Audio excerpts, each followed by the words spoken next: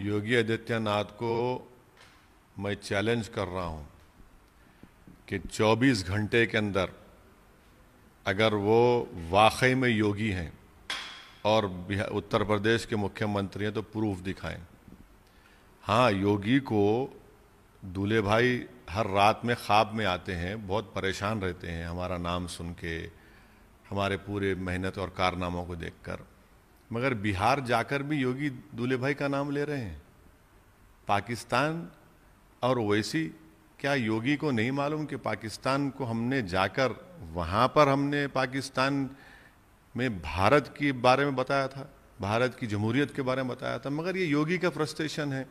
योगी में हिम्मत नहीं है कि हाथरस में एक दलित लड़की का अंतिम संस्कार उसके माँ बाप को सामने खड़ा कर नहीं किया गया, तो आज योगी बात कर रहे हैं ओवैसी की। क्या योगी हिम्मत है हाथरस को जाकर उन माँ बाप की आंखों में आंखें डालकर बात करने की?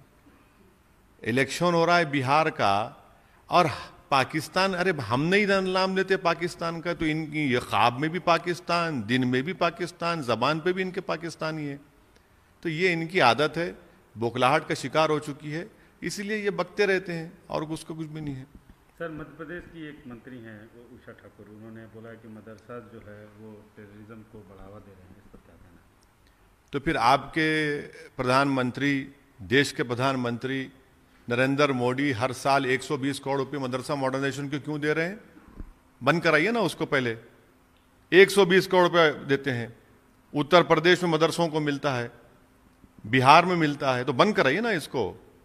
क्यों दोगलापन करते हैं?